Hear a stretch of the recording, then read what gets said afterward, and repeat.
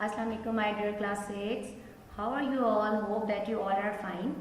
Okay, my dear class, today we will talk about the chapter number 1 and the topic is our country in the world. As my dear students, you know that when you open the chapter, you can see some maps. So let me tell you what is a map, because the concept of map should be cleared at the first. A map, my dear student, is an image of an area, usually of an earth. Yes, you know when you know about the earth, you can see the map and that map will help you to explain the earth. Map will also help you to find the location of any place.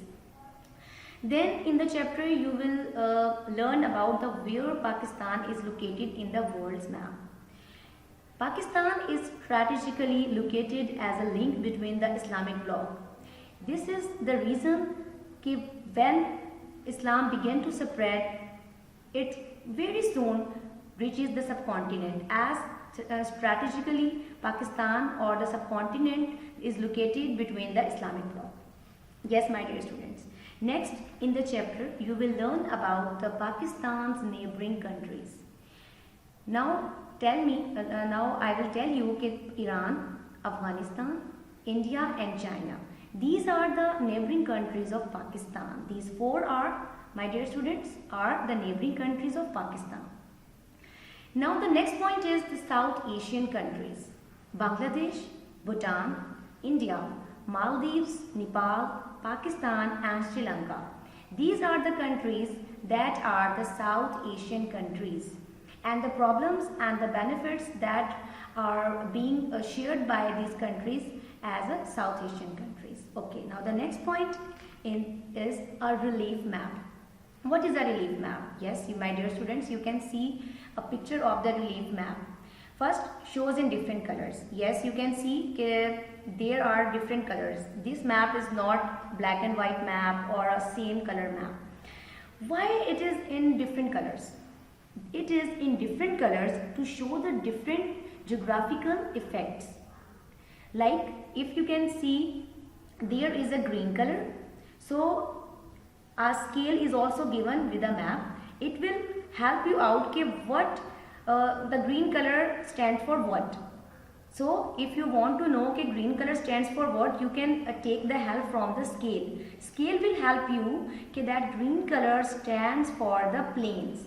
Now there are two type of plains. Deserts are also some plain lands, and deserts are in the mountainous areas.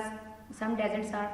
So how we can differentiate between the plains areas deserts and the mountainous areas deserts? So if you can see the relief map, you can see there are some dotted lines.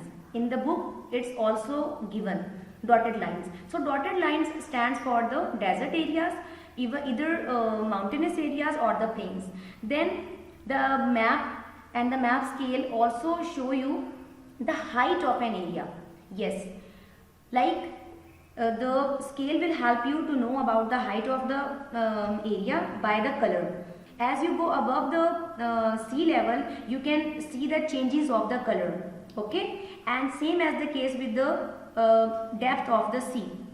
Okay, my dear students. Then next is the geographical features. I can tell you how the map will help you. Then the geographical terms. In the chapter there are many geographical terms like mountains. Yes, my dear students, mountains are very common word, and you can see the mountainous areas in the northern areas of Pakistan. Very easy word and very easy term. Very high lands, high above the sea level. Mountains may be 3,000, 6,000, even 8,000 or above 8,000 meters from the sea level. Then the hills. Hills are also a mountains, but they are not as large as the mountains are. They are the smaller than the mountains. Hills are smaller than the mountains. Then the plateau. Plateau you can see here in the picture. Plateau is a high flat land. These are also high above the sea level. But the difference between the mountains and plateau is that they are high flat land. They are flat lands. Okay. Then the next is plains, deserts and lakes. You can see plain areas. They are on the sea level or a little bit above the sea level. Punjab, in Punjab you are living as in Jhang, so Jhang is also a plain land. Okay, so best example is of your on land. Then the desert. Deserts are, you can see here in the picture, no plantation, or if there is plantation in desert, only tough plants can be grown there. Okay. Then the lakes. Lakes are very beautiful feature made by the god. Lakes, you can see here a picture of a lake. Okay. Then the next point is estuary. Estuary is, my dear student, a point where you can see a river enters the sea. When the river enters the sea, it converts its direction. Sorry, its convert is this is where important rivers widen. Yes, when the river change into estuary, it becomes widen as they enter the sea. Estuaries can make good harbors for ship. Then the delta. Yes, you can see here the picture of a delta. Sometimes when a river enters the sea, it breaks into many small rivers or channels in a V shape. The land here can be very fertile because of the mud brought down by the river, but it is also very liable of flooding. Then the river, you can see here the picture of a river. River are flowing waters. I think now you can get the better understanding of the chapter. Goodbye. Have a nice day.